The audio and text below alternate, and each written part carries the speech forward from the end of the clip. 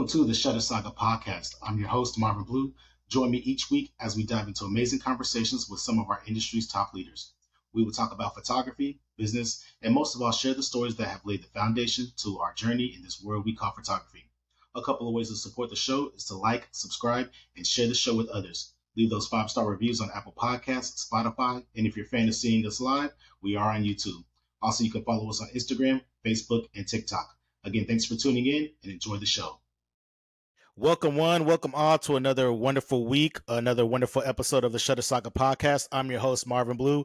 With me is a special guest, a dear friend of mine, someone that's gone way back with me before Marvin Blue was Marvin Blue in this world.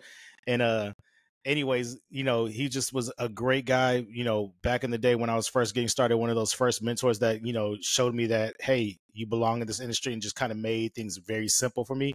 But we have none other than on screen, he's going to show up as Lenny from the block, but I know him as Leonardo Volturo. Leo, how you doing, man? I'm good, man. I'm good. Happy to be here. Thanks for reaching out and, asking me to be on. It's awesome. And yes, he is from the block. He is coming to us from New York. What part of New York you coming from?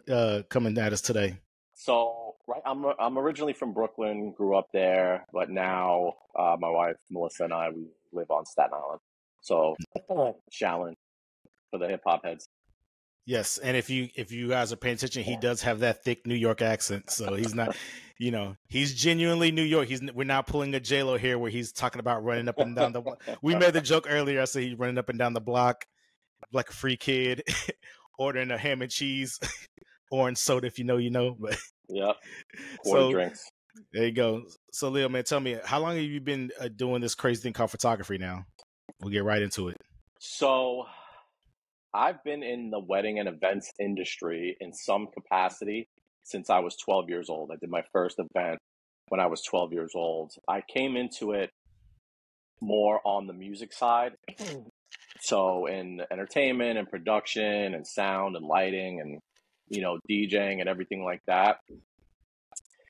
It really wasn't until, I want to say 2011, when Melissa and I reconnected.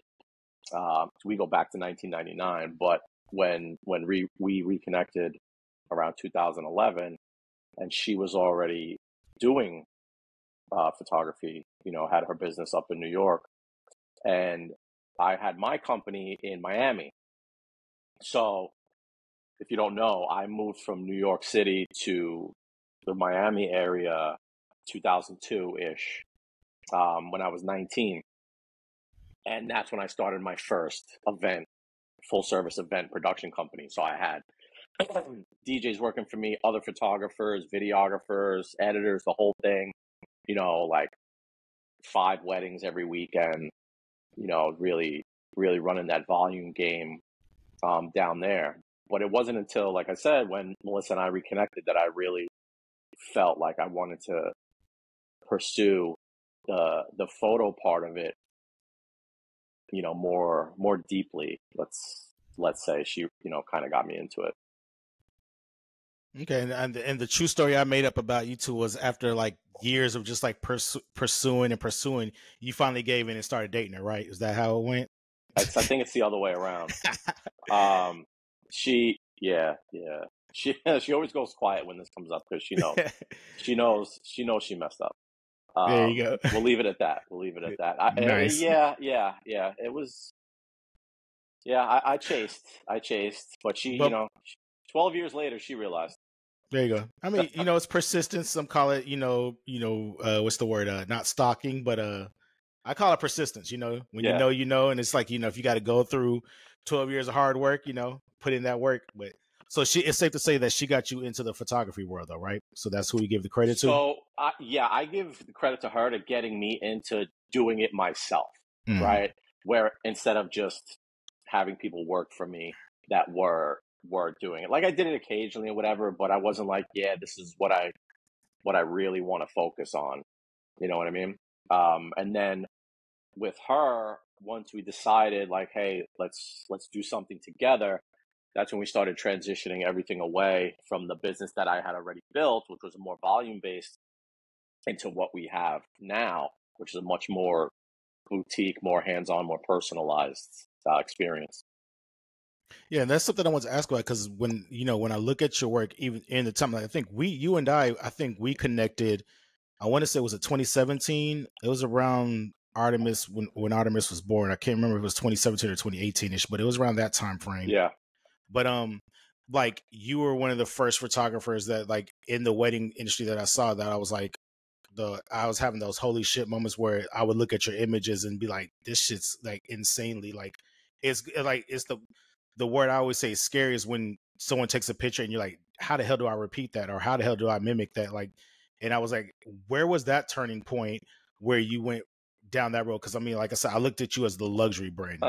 You were one of the original luxury brands that I saw. I know you say your volume, but it was like you were taking these insanely like iconic pictures for your clients. And I mean, you weren't using models. These were your clients. And I was like, damn, he making normal people look next level. So how did you, when did that transition start? When was that light bulb when you brought it all together? Well, thank you for all that. That's a lot of credit to Melissa for uncovering something in me that I didn't know was there. But it's funny that you say 2017, right? Because that is when a big transition happened. And, we stopped doing kind of the other part of the business probably around 2014, probably, and started building and transitioning into our current brand. But it was actually 2017 where we said, you know what, let's blow everything up. And, the reality is this, and I'll tell you exactly what it was. We spent, and a lot of people do this, we spent a lot of time trying to be inspired by other people, right? And looking for guidance and all this and that, right? And in the pursuit to find that, kind of skipped over just being ourselves and who we are, right? So I'm always a big advocate of that, of like, stop, like, don't just be out there to copy something because somebody has something that works, or somebody has something you think works, right? Because there's a lot of bullshitters in this industry, you know what I mean? And we said, you know what, we don't like what we've been doing, right? And the business practices we were doing and methods we were following, a lot of stuff that we learned over the years, right, by people that were doing big things, and it just didn't feel good, right, on a personal level, right? It didn't feel right. We were like, let's blow this shit up, let's do it how we want to do it, and just put all of us into everything we do. And it was 2017 where we said we're going to relaunch in New York City. So we did that. It was like September of 2017. It was our first thing. We did a monster bridal show in Manhattan with thousands of people. And that was our first like full like launch into it. And we've never looked back since that. Like, we just blew up so much up here that our South Florida business, like, we don't have time. Mm-hmm. You know what I mean? It's just been like nonstop validation that the decisions we made and the changes that we made were the right thing to do. Nice. So, when making the decision to blow it all up, what was it difficult to kind of give yourself that self-assessment and really take a good look? Because I think that's something that's lacking with a lot of business owners or just photographers in general, like that self-evaluation that we all avoid doing. So how hard was that, especially when it's, in your situation, you're the husband and wife team, and then it's how much of it is you, how much of it is Melissa, how much of it, are you trying to protect, because this is something that doesn't get talked about with working with your spouse. How much of Melissa's feelings were you trying to protect in the pursuit of trying to find yourself as well? Yeah, and a lot of it was me fighting her on, because what she wanted to do is what we're doing, right? And her theme Her thing to me is always, she just tells me, get on the bus, right? If I just listen to her and follow and all that, and, and she's right most of the time, where it's like, okay, this is a good idea.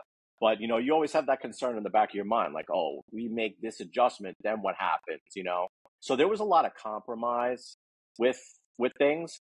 We don't have that kind of relationship where there's like, we don't argue. There's none of that stuff. It's strange, and we're together 24/7. But we're very good at separating the business from the home life. With that, we have our roles within the business. We designated them from the beginning, so I don't go into her area. She doesn't go into mine, in terms of specific roles within what we do. So it was a little nerve-wracking, but there wasn't a lot of time in between when we made those decisions and when things just took off, so there wasn't really a lot of time to be worried because it just worked. And then when you made those changes, you saw instant, I guess, for lack of a better term, instant gratification or instant success from the initial changes you were making. You were like, there was no turning back. You got on the bus and was like, well, let's go forward because it's already working. We're already seeing it come to life. Yeah, exactly. And for me, yeah, I was in that like, oh, I need to be this luxury wedding photographer because, that I hate that word, and we don't use it like ever. Like it doesn't exist in our brand. Because like, that's how you get the best weddings and this and that and the most beautiful. I'm like, I don't give a shit about any of that. I care about the people that are sitting across from me. You know what I mean? And we get people that value, right? I always say we're high value photographers, right? I definitely know where you're coming from, because I think that's what made us connect so strong, because I always said I would rather take a client that pays me the minimal amount that it takes for me to get me to the dance than somebody that's got the $10,000 budget but treats me like crap, because I said I always believe in quality over quantity. And sometimes making a little bit extra money on that wedding is not worth my dignity or my self-respect. And, some people agree with it. And some people are like, nah, chase the bag. But I said, I had enough shitty jobs in this lifetime. I don't want photography to ever be a shitty job to me. Like, this is my career. I love doing it. I don't ever want to wake up and hate this shit. And because I said, the day I wake up and hate doing this, then I'm done doing it, And right. And I never want to put myself in a position where I'm getting pushed to that feeling. Like, I want to get up every time and like, I'm excited to shoot this wedding. I'm excited to film a wedding. I'm excited to do this engagement. I'm excited for this maternity session. I'm excited to be behind the camera versus, fuck, I got to do a wedding on Saturday. It's like, no, the second you feel that way, change everything up, because you're in trouble, because now you're going in with a negative spirit and you're not putting your best foot forward, Yeah. I mean, I get so excited for when wedding days come. Like, I don't care. Like, I'm up and I'm like, I'm looking forward to being with these people, because before the wedding, we've spent a lot of time with them, and that's part of our process. And it's all by design, to spend a lot of time with our couples, because doing that makes them more comfortable with us. The more comfortable they are with us, the more they trust us. And then combine that on a wedding day, the more natural, relaxed they'll be, which allows us to get close and get those more authentic moments. And that's what it's all about, right? For us, we're storytellers. We're chasing the authenticity of the day. That's what it is, right? I'm looking for everything that happens in between all the obvious, planned, predictable stuff that happens, because that's what weddings are, right? They're extremely structured, planned, announced, whatever, staged, right? And it's the things that go on in between all those things that are going to be unique to that couple, to that family. And that's what's going to make the day theirs. Okay. And then we're talking about the, I guess, the artistry side of this, because, we talked a little bit about business so far, but on the artistic side of things, what's motivation? What's pushed you to kind of take things? Because this is where I want to kind of tailor this conversation around. I was like, how did Lenny go Lenny mode on us? Because it was like, you were taking these great shots, and then it was like overnight, like a light, I don't know if it was a light switch or what. You just went from that to now you're one of the best photographers in the room. Was it lighting? What was it that pushed you to say, okay, I need to change up my lighting, change up my posing? What was it that, because I see the candid moments, and those are amazing. It's like you take your images can write a book. I know your albums are probably like off the charts, but it's like, what was it that clicked in you that said, I got to make, when you were making your changes, what was it about the storytelling of how you've elevated the storytelling, if that's the best way to say it? Yeah, that's what it is, right? It's always the focus on how are we going to elevate the storytelling, right? And listen, our average wedding album is 76 pages. Okay? They're big ass books, right? And that's not us like pushing it on to couples. Like that's them choosing, like saying we can't cut these pictures down. You know what I mean? And when we have a couple that's in here and they're looking, it's crazy. We have people looking at other people's pictures and they have no idea who they are, and they're feeling it. Like they're getting emotional. And I'm like, what? Like, what is going on here? Like, okay, we figure it out. And, for us, it's kind of a psychological game where, we are conditioning our couples from the very beginning to be vulnerable with us, to just relax. And, we spend, we're with them at least 3 times before the wedding day. Right. So it's getting them to be relaxed in the moment, comfortable, not concerned with where we are or what we're doing. That's what allows the storytelling and those moments to happen, right? Of course, you have to technically be solid, right? The moments will present themselves. You need to know where to look, how to find them, but you need to be ready to capture it properly, when whatever is your stylistic choice, with things like that. In the beginning, I spent a lot of time like focused on lighting and creating these big dramatic whatevers. Like we still do that, right? But it's not the emphasis anymore. We dropped that, and it's really, when a couple looks at their pictures 20 years from now, I want them to see who they were in that moment. I want someone else to look at those pictures and look at them and say, oh, you guys, you still do that today. That's what it is, because I don't want you to just see a bunch of award-winning images, because you know what that means? That means you were standing there all day being molded like a robot for the most part. And at that point, you could be anybody. I can go out the next weekend, do the same exact thing with a different couple. What's the difference? Where you're not in there anymore. It's just me.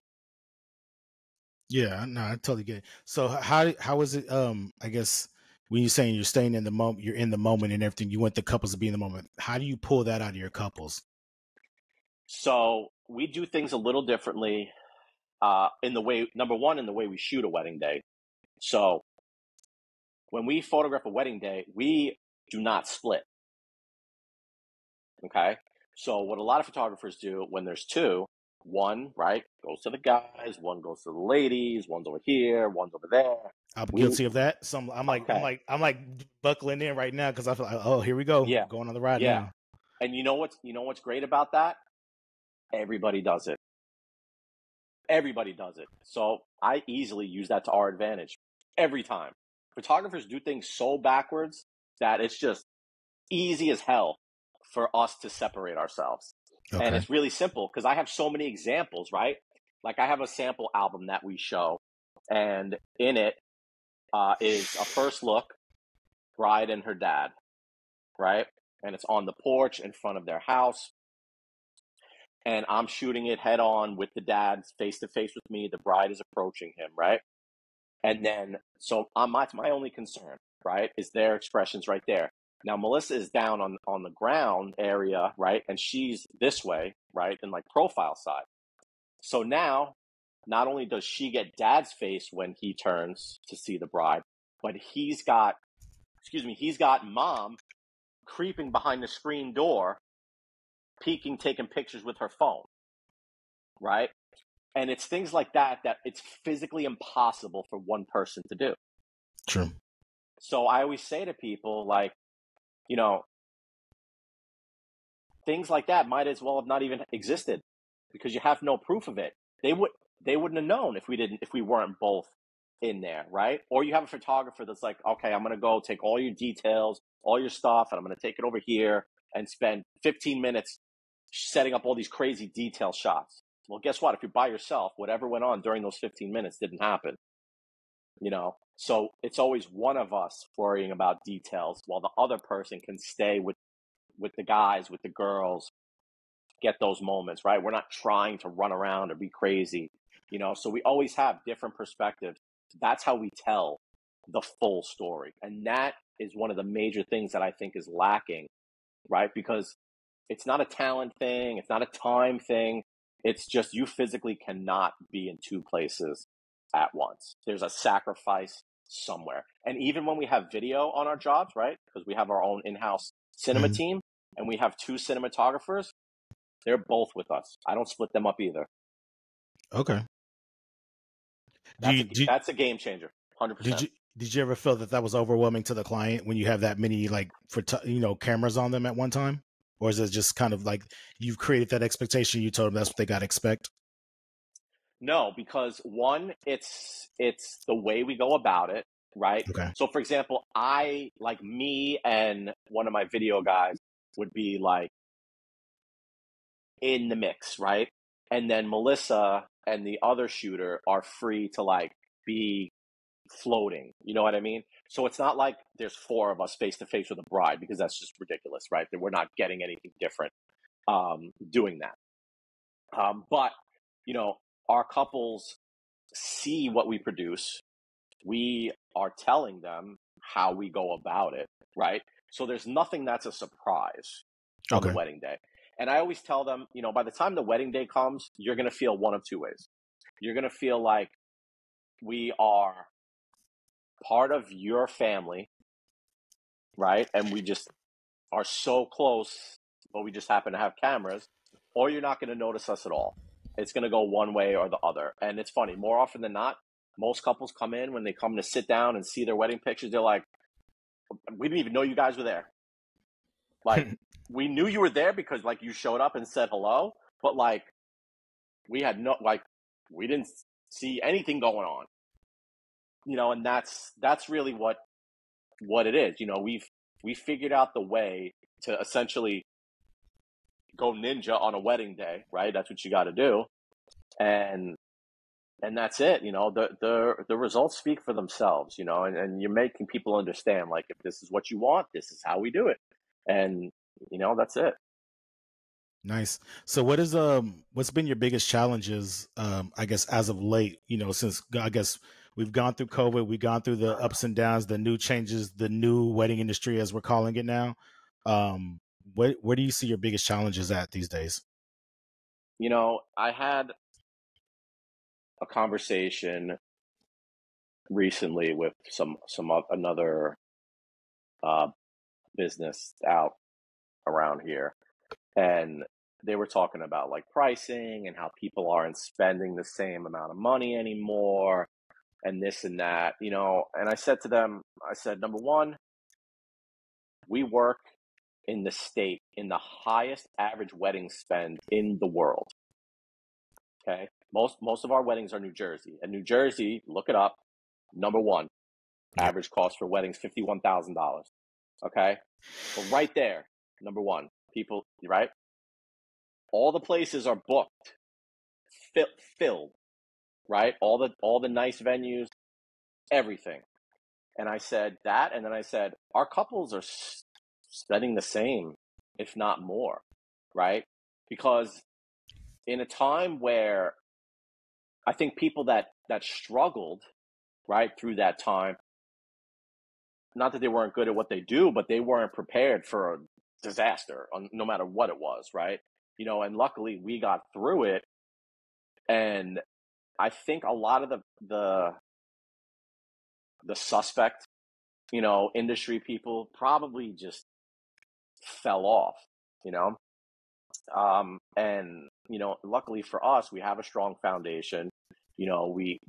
Everything we do is unique to some extent. So, we really didn't have any problem, and we still don't. It's all of our weddings come from two sources. That's it: bridal shows and referrals. Oh That's wow. it. That's it. You say my follow up question was like, so what are the two sources? So when you I remember like when I got into the bridal show, because now like a lot of my weddings come from the open houses that I do, because I don't do the big bridal shows just because it's so set. Well, in our area, and I know I'm going to sound cliche when I say this, but the bridal shows, I haven't found the true value in them anymore because there's so much look around. There's so much price shoppers there. I got away from that and focused more on the individual venues, open houses, because I'm able to get, I guess, the quality is better than the quantity, if that makes sense. When the woman's at the Yeah. open house, she is engaged. She is probably getting married at that venue. There's already well, if the venue refers you, is recommended you, you must already, if they're vouching for you, then you've made me so much more comfortable. So there's a lot more quality versus the, yes, I made 100 brides, but of those 100 brides, only 35 of them that were actually engaged. All the other rest of them were just friends or this and that. And you're getting and you're just getting the quote unquote people that are just trying to see how much free shit they can get, or free, they enter the raffle for an engagement session. They're not even engaged.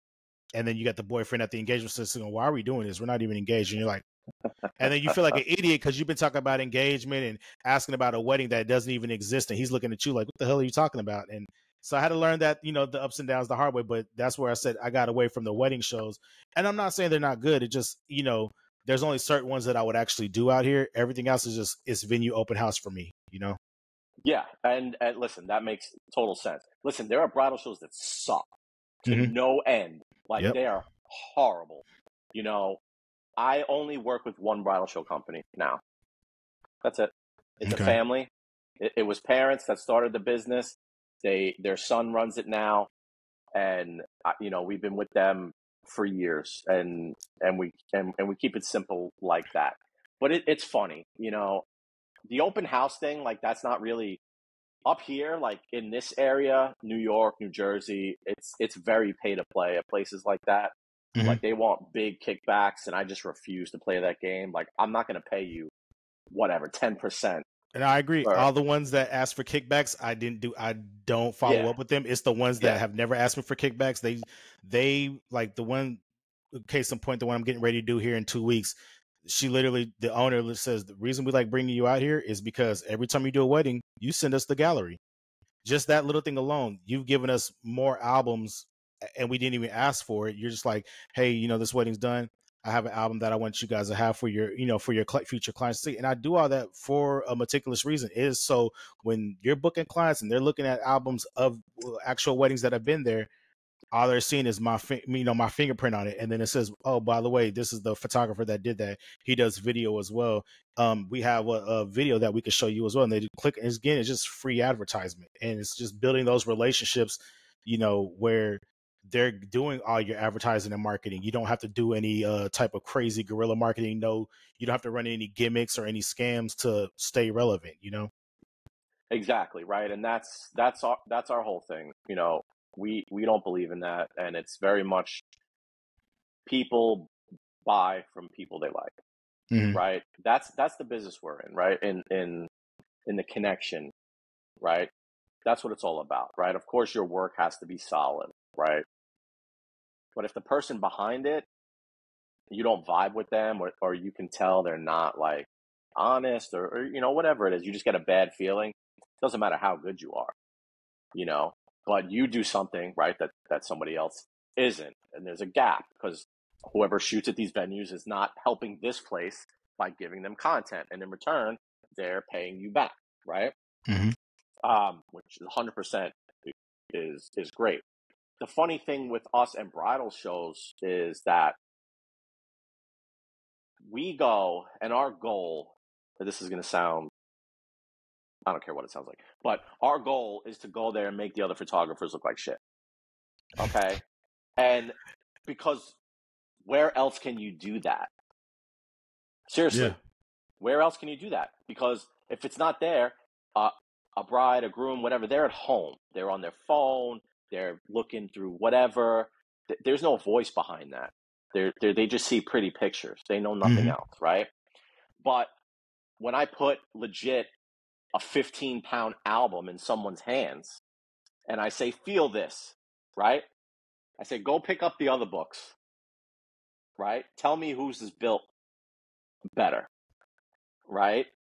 And I had a couple here last week, and they came in and I said, I remember you. And it was from like 5 months ago that they came to a bridal show. Oh, wow. Yeah. And all they remember, and we hear this from almost all of our couples that come from bridal shows. They say that we were the only good thing about the show, or the only thing that was memorable. And we have couples like a year after they attended a show come to us. They were there because their friend was getting married.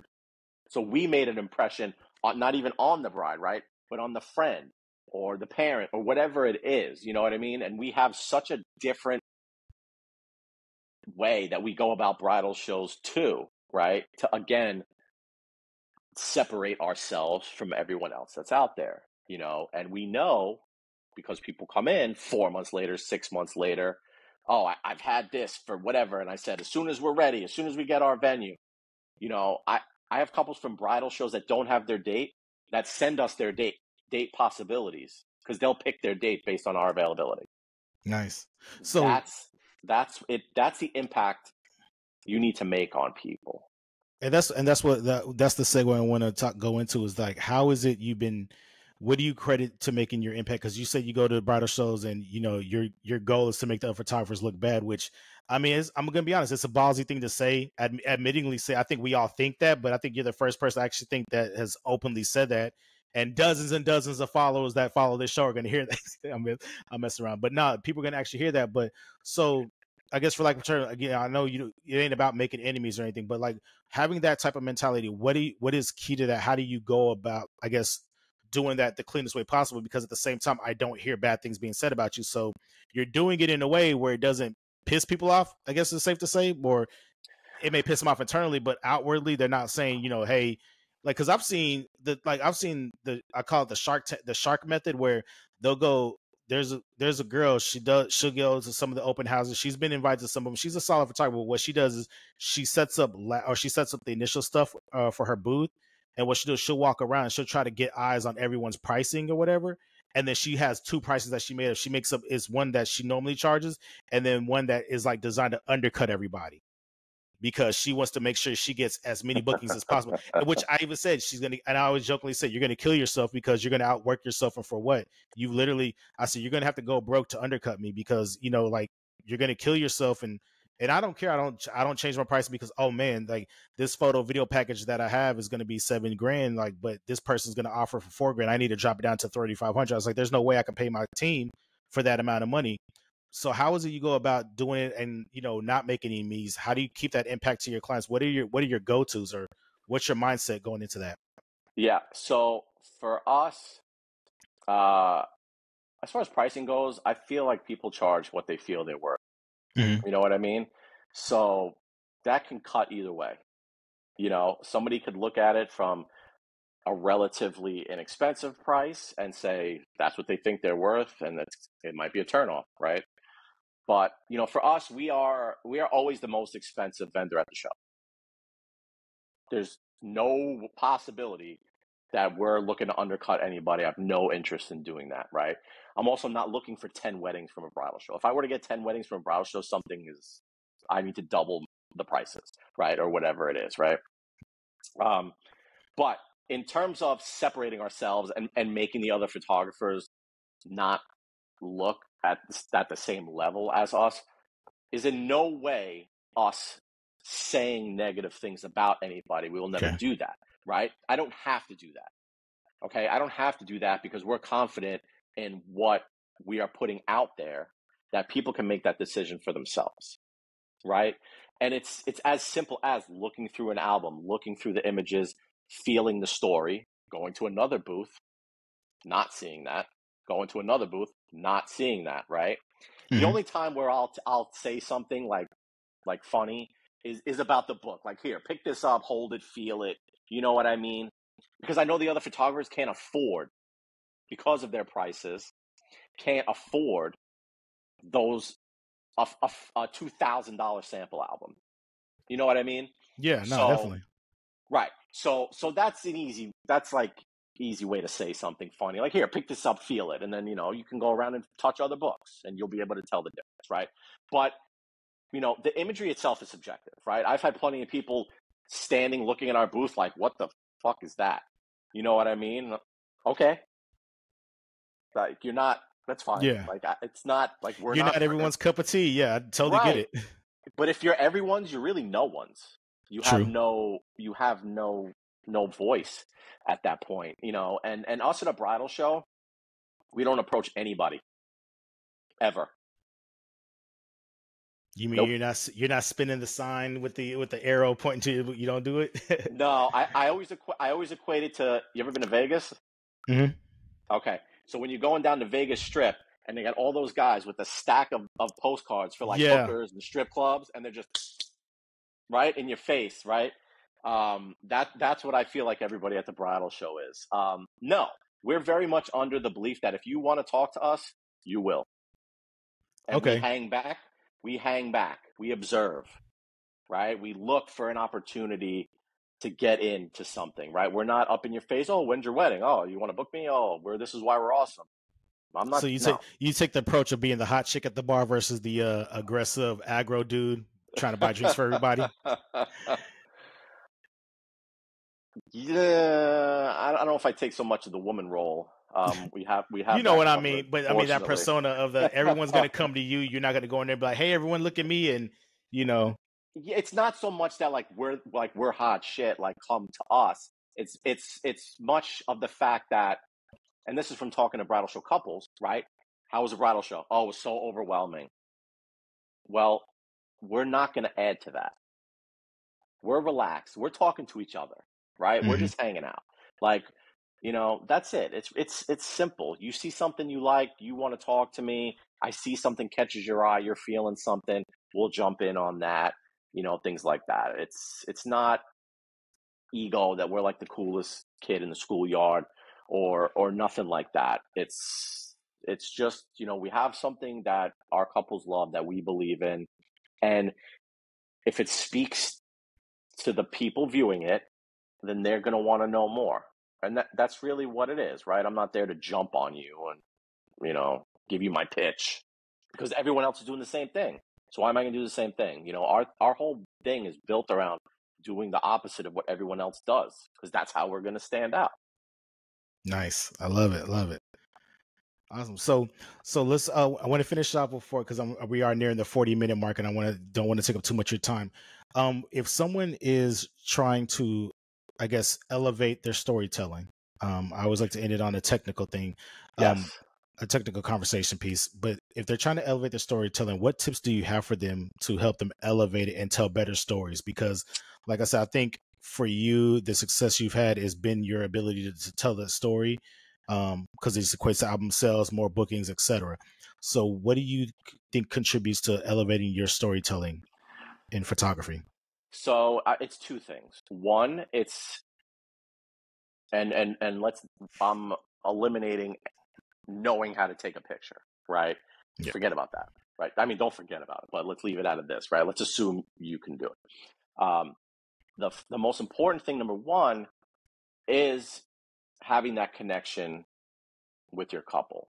And I firmly believe that even us working with a couple with our regular process and shooting their wedding would be very different than us shooting a wedding with a couple we don't have anything with. Like, we did a phone call and showed up at their wedding, right? I think it would be totally different. I know it has. I know it is, because we've done weddings where we didn't do an engagement session with the couple. We didn't really spend a lot of time with them, and I can see a difference in things. So getting them really comfortable with you, getting close with them, right? That's what allows for the vulnerability, the comfort on the wedding day. right? Because I tell all of our couples, it's like you're going to have cameras pointed at you for 12 hours. Like, it's weird, right? So it can either be awkward because it's someone you don't really know, or it can be super comfortable. Like when we show up to a wedding day and we go to like the hotel or the house, bridal party, somebody that we don't know opens the door, right? And announces our arrival. And I'm like, who the hell are you? Right? You know what I mean? Like, you don't even, like, I don't know you, but somehow you've heard things about us and you're like excited that we're there, So it's very different when you're making that connection on the front end and throughout leading up into the wedding day. And that's the most important thing for us. Second is what I call shooting through a moment. Okay. And I tell this to couples to their face. I say, your wedding is not going to be special. Your wedding is not going to be unique. There's nothing you're going to buy, rent, bring, whatever to your wedding that hasn't been done before. Right. And they look at me like I'm crazy. And I say, but the thing that is going to make your day yours are the little things that happen in between, right? The obvious parts. So for us, I'm not there to capture the first kiss and I'm good, right? I'm shooting everything, every frame leading up to it itself, and after it, right? Those are the things that make it up, because you don't know what's going to happen, and I can go to so many unique parts of all different people's days that are different. A groom puts the ring on, and I know them all by name, right? Like, so Esther and Joelle, they get married. Joelle puts the ring on Esther's hand. If I'm like, cool, ring's on, boom, let me move and get my next ready for the next thing, right? No, I stay there and I keep going, because what happened next? He put the ring on and then he kissed her hand, right? That's not something that happens at every wedding, right? I had a father of the bride that had a thing where he would always like bop his daughter on the nose, and that's something that would just come out of nowhere. And it's little things like that, right? Those are the things that not everybody has. So when you look back on those things, those are the things you want to see, right? You could be the greatest person at posing in the world and bring $50,000 worth of lights and light up the most dramatic shit ever. But I guarantee 20 years later, that's not the picture they're looking for. Nice. I like it. It's not real. I'm sorry. Like, I'm going to say, I'm going to give you, ready? I made a tagline a while ago, right? Because so many photographers want to be epic. Oh, this is epic. That's epic. Blah, blah, blah. Here's epic shit. Right. And you know what I say? Epic has an expiration. Wow. I like that. Because listen, I want to sell as much big wall art as the next person. And I shoot those shots, right? But because I'm going to sell, I'm not going to sell two big ass heads on a wall, right? Close up. But that's not what we're all about. You know what I mean? I'm not there to flex, or okay. you know what I mean? I know exactly where you're going with this. So yeah, definitely. Awesome. Authenticity wins out every time. And that's, I think, where a lot of people get lost. You want to be technically proficient, you're 100%, you should be able to do all that stuff, but don't get lost in it and don't make it the majority of who you are. And that's a big transition that we made, right? Like, oh, I need to have these crazy masterpieces from 65 different countries and all this crazy elaborate stuff so people are impressed. No, listen, I could show you an email from a groom before he was a groom and he was researching us, sends us an inquiry telling us about he was getting emotional looking through our work and sending it to his fiance to check us out. Okay? That's nice. Yeah. Our grooms are more involved with us than our brides. That's something okay? Special, because that's what I'm saying. Oh man. I always say, like, when I started this show, this was my love letter to the industry, because I've been able to, now, as as you know, like my daughter graduated high school, she's in basic training for the reserves, and now she's going to start college. Like I now have the ability to put my daughter through college. I have the ability to live in the dream home that we live in now. And, you know, I have my youngest who's in private school, and I have my wife that's, you know, pursuing her dreams, and I'm able to afford these things for her. And I always say this podcast was created as a love letter to the industry that allowed me to do that. But I always say, you know, the goal is that people hear the conversations and they learn something from it. And I just said, man, this is one of those moments where I forgot how much I learned from you when I talked to you. And it was like hearing about authenticity and storytelling. I was like, man, the whole time I'm just thinking to myself, am I doing that? Have I lost sight of that?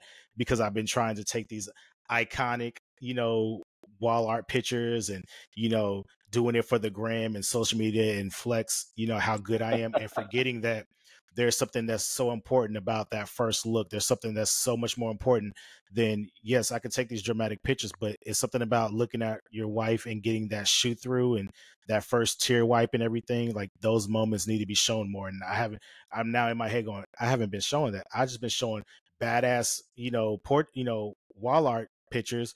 And there's nothing wrong with that. Don't get me wrong. But it's like, Nope. you know, this conversation reminded me of like the root that I had when I really got into wedding photography, which was tell these awesome stories that live on, that are iconic. You know, I always said the full circle moment for me is when I get a bride and groom that say, oh, what made you want to have me, you know, be your wedding photographer? And they look at me and they say, well, you shot my parents' wedding. And I said, Lord willing, I have a career that lasts that long where I'm doing a parents' wedding and then I do their kids' wedding. Oh man, that would be cool. Sounds like that would arthritis. Be cool. Yeah.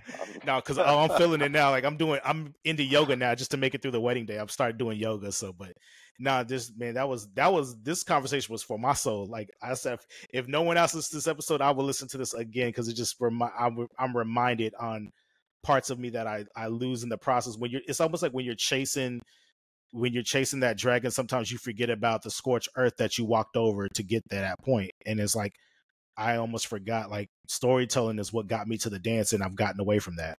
Yeah, and you know, I tell our couples this, you know, because you were talking about being able to take care of your kids and have this life and everything, you know, and we tell our couples the same thing, like, you know, if what we were doing didn't work and you guys didn't believe in what we did, right?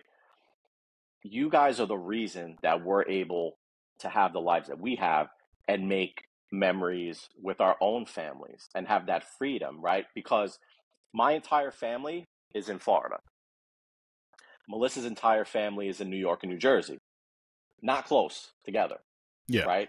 So being able to have this business and it works and people love us and what we do, we're able to have that freedom to be with our own families pretty much whenever we want, right?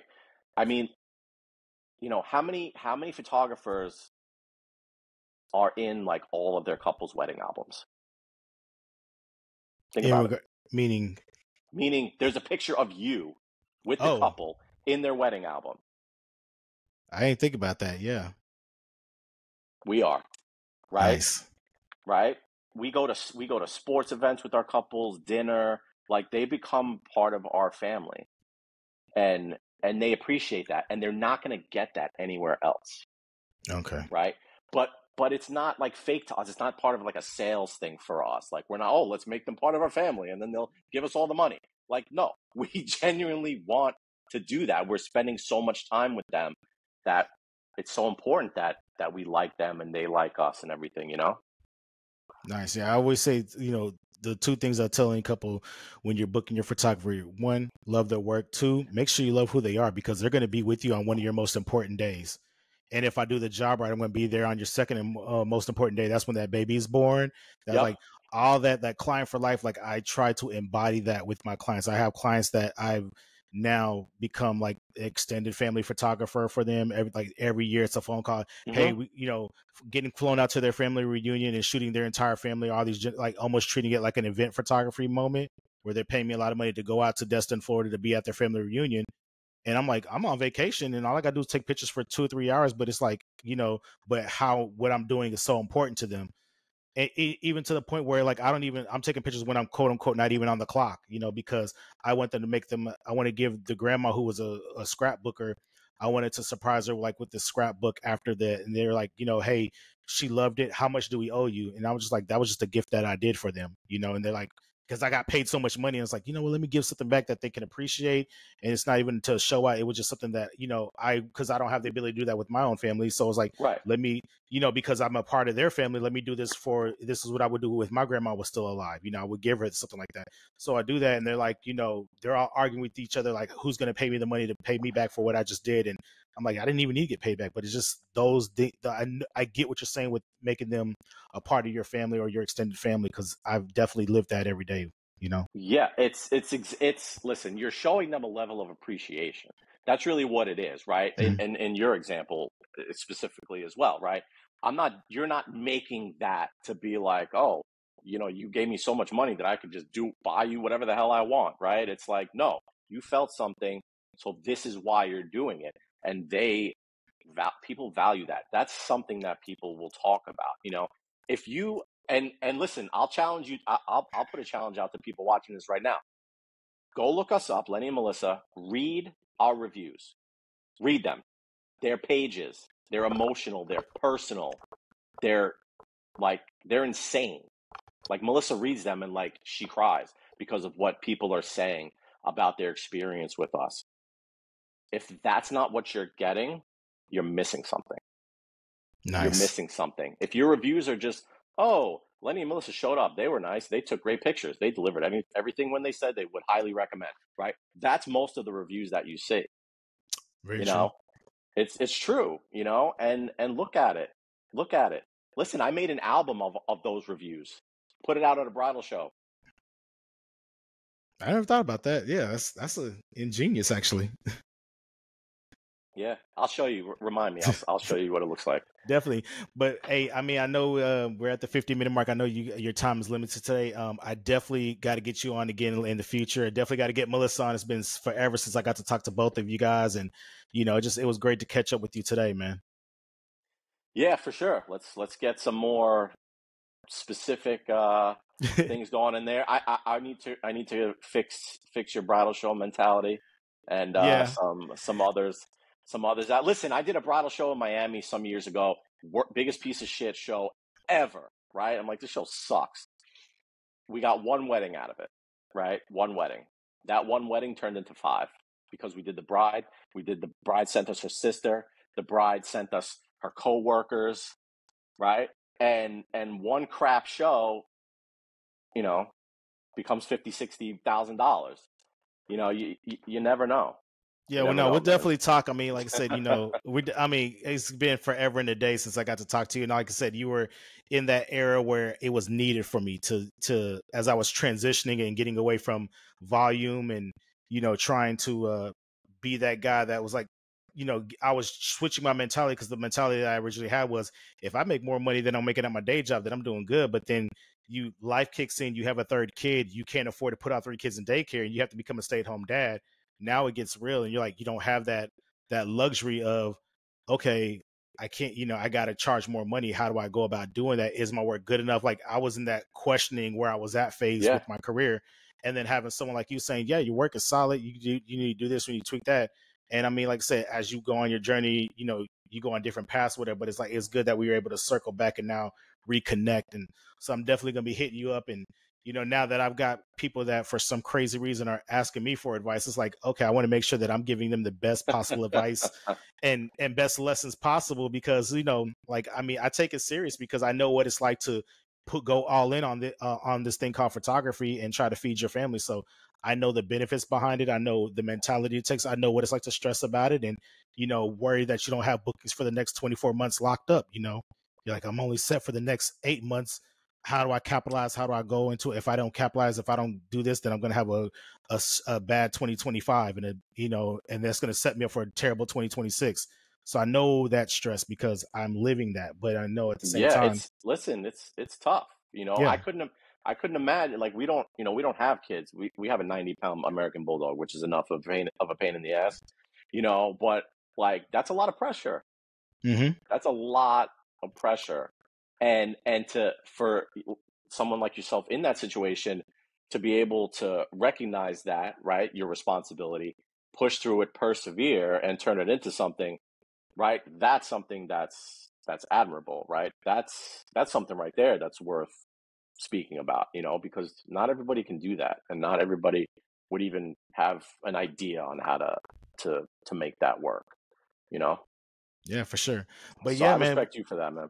Yeah, and like I said, love you and Melissa Death, man. I can't wait to talk to both of y'all again, and just I'm glad we got to reconnect and get touch bases again, man. It's been awesome. Yeah. I'm All here right. for you, bro. Let me know All when right. the next For slot sure, is. definitely. So where can everybody find you at on social media? Everything's Lenny and Melissa. LENNYANDMELISSA.com, Instagram, all that good stuff. Nice. All right, we'll make sure we post all your social media on the show notes. And again, man, thank you for your time. All right, brother. I'll talk to you soon. Later. Thank you. That's it for this week's show. Again, thanks for tuning in. Remember to like, subscribe, and share with others. Leave those reviews and check us out on Instagram, Facebook, and TikTok. Until then, see you next week.